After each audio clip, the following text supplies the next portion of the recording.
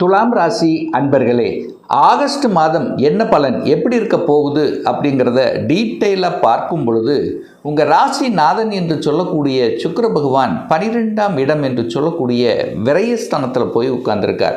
இப்போ ராசிநாதன் 12ல் போய் மறைஞ்சால் மறைவிடமானா இல்லை, நீச்சமாக இருக்குது.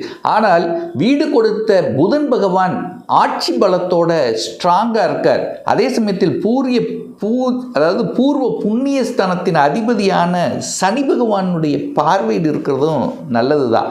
8ஆம் அதிபதி 12ல் போய் மறைவதும் நல்லது தான். அப்போ திடீர் அதிர்ஷ்ட வாய்ப்புகள், அதாவது என்னென்னா கொஞ்சம் தடையாகவும் கொஞ்சம் மந்தமாக கொஞ்சம்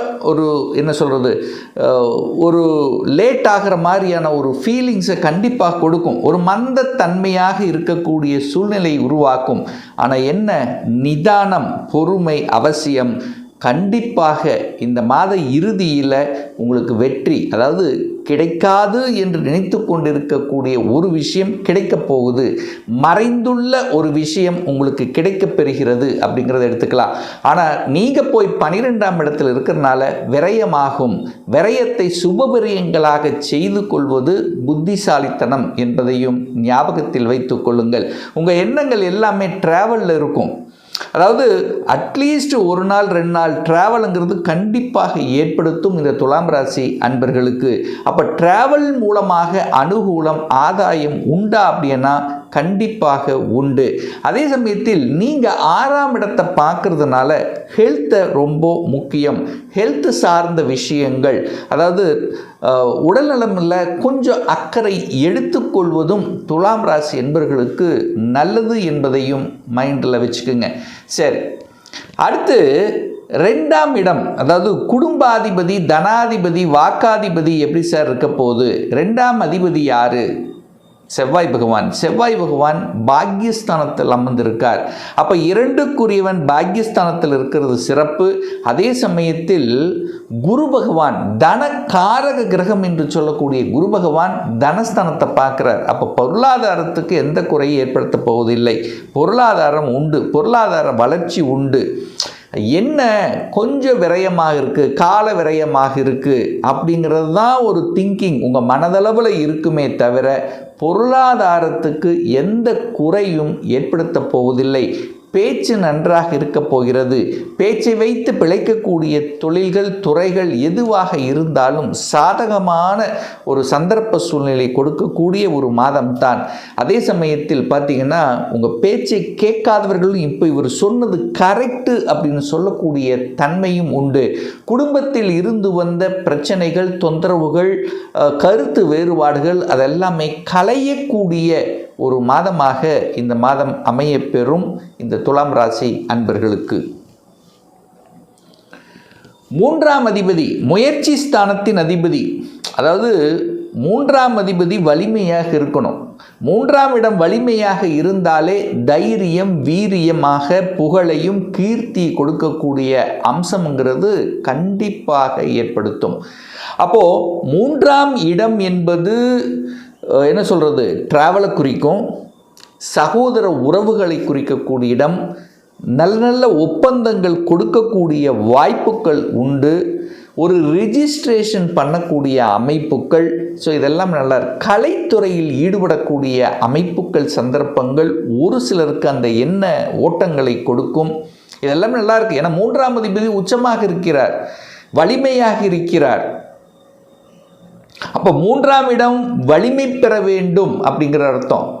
அப்போது நிறைய ஒரு பாக்கியம்ங்கிறது கண்டிப்பாக உண்டு. நிறைய பேர்த்துக்கு இந்த திருமணம் சார்ந்த விஷயத்தில் தடைகள், பிரச்சனைகளை கொடுத்து கொண்டிருக்கக்கூடிய துலாமுக்கு அந்த திருமண பாக்கியங்கள் கிடைக்கக்கூடிய அமைப்புங்கிறது பரிபூர்ணமாக உண்டு அப்படின்னு சொல்லுவேன். சார் எப்படி சார் சொல்கிறீங்க? 7ஆம் இடம் தான் திருமணம். அந்த 7ஆம் அதிபதியாக இருக்கக்கூடியவர் செவ்வாய் பகவான், அவர் போய் பாக்யஸ்தானத்தில் உட்கார்ந்துருக்கார். 7க்குரியவன் தனக்கு 3ஆம் இடமான வளர்ச்சி என்கிற இடத்துல போய் உட்கார்ந்துருக்கு. அப்போ திருமண ஸ்தானத்துக்கு பாக்கியத்தை கொடுக்கக்கூடியவர் யாருன்னா குரு. அப்போ குரு நினைச்சாதான் அது முடியும். அப்போ ஏழாம் இடத்துக்கு பாக்கியாதிபதியாக இருக்கக்கூடியவர் குரு. அந்த குரு உச்சமாக இருக்கிறார், குடும்பஸ்தானத்தை பார்க்கிறார். கண்டிப்பாக இந்த துலாம் ராசி என்பர்களுக்கு திருமணத்தை தரக்கூடிய, திருமணத்தை நடத்தக்கூடிய, அந்த திருமணம் சார்ந்த சுப காரியங்களில் ஈடுபடக்கூடிய, அதில் நன்மை பயக்கக்கூடிய அமைப்புகள் எல்லாம் இந்த மாதத்தினுடைய பிற்பகுதியிலிருந்து சூப்பராக இருக்க போகுதுன்னு சொல்லலாம்.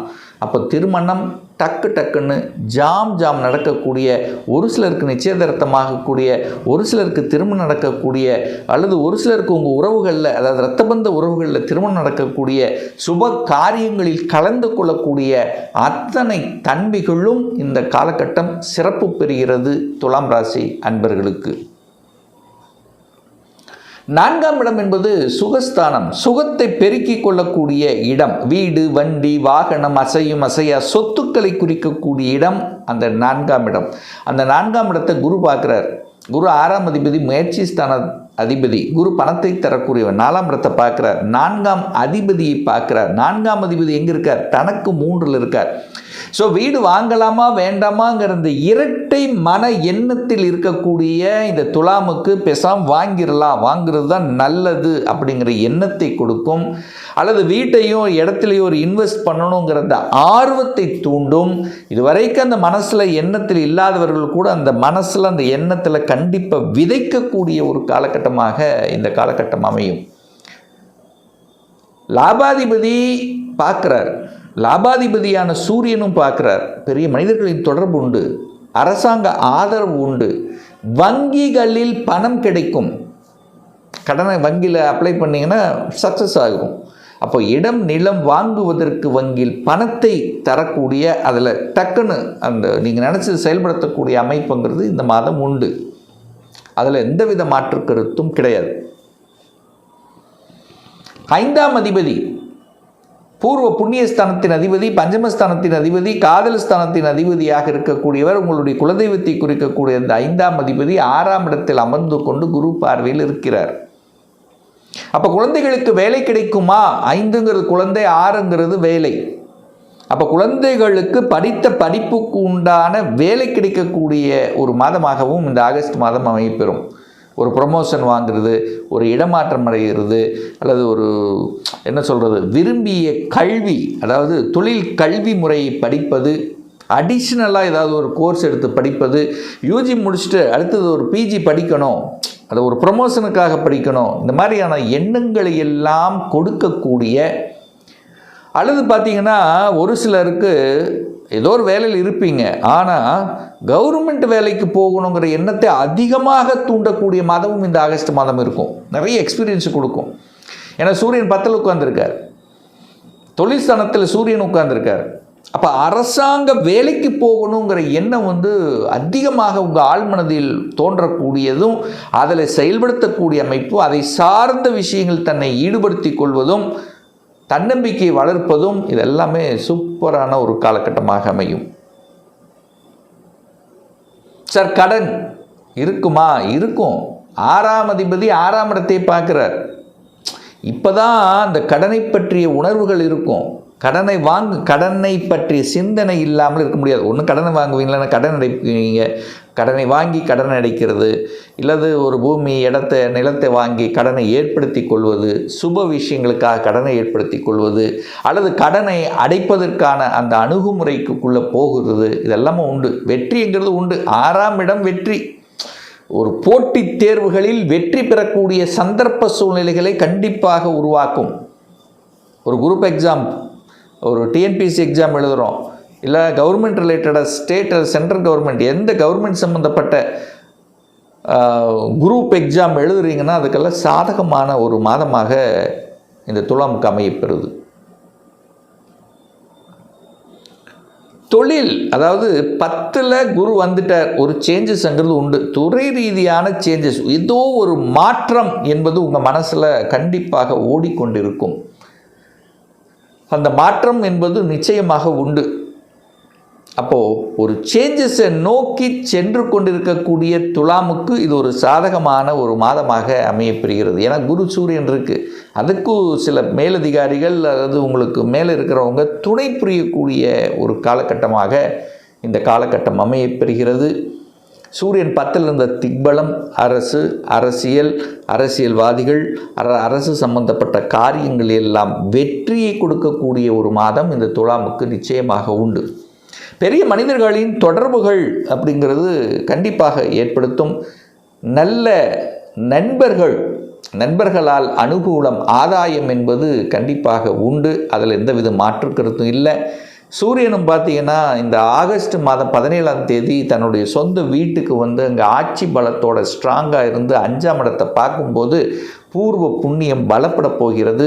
தந்தையின் மூலமாக அனுகூலம், ஆதாயம் கிடைக்கக்கூடிய அமைப்புகள் இதெல்லாம் நல்லா இருக்குது. நீங்கள் போய் 12ல் இருக்கிறீங்க, வெளியூர், வெளி மாநிலம், அந்நிய தேசம் சார்ந்த விஷயங்கள், அதாவது தூரதேச பிரயாணங்கள், தூரதேசத்தில் போய் செட்டிலாகக்கூடிய அமைப்புகள், அல்லது வெளிநாட்டில் இருக்கின்றவர்கள் அங்கே ஒரு செட்டிலாகக்கூடிய அமைப்புகள், இதெல்லாமே நல்ல மாதமாக இந்த துலாமுக்கு நல்ல செய்திகளை கொடுக்கக்கூடிய, அதாவது ஒரு நல்ல விஷயம் மனசுக்குள்ளே நடந்துருச்சுன்னா எவ்வளோ ஒரு சந்தோஷம் இருக்கும், அந்த சந்தோஷத்தை அனுபவிக்கக்கூடிய ஒரு மாதமாக துலாமுக்கு நிச்சயமாக அமையப்பெறும்.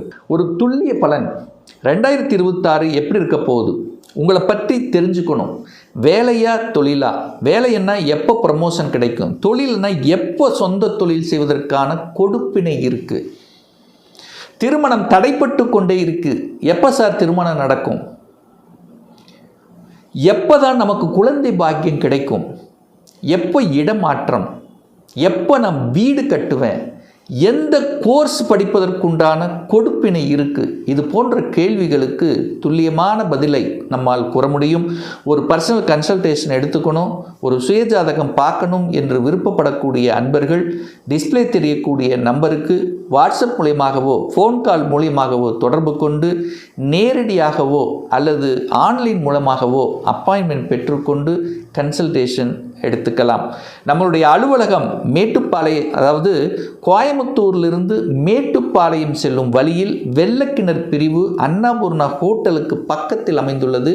பிரியர் அப்பாயின்மெண்ட் வாங்கிட்டு நேரடியாக கன்சல்டேஷன் எடுத்துக்கலாம். நம்முடைய சேனலை நீங்கள் ஃபஸ்ட்டு டைம் பார்ப்பவர்கள் என்றால் மறக்காமல் சப்ஸ்கிரைப் பண்ணிக்கிங்க.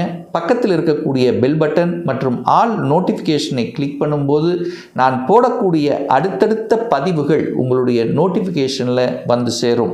மீண்டும் ஒரு நல்ல பதிவில் உங்களை சந்திக்கும் வரை உங்களிடமிருந்து விடைபெறுவது உங்கள் அஸ்ட்ராலஜர் டாக்டர் சதீஷ்.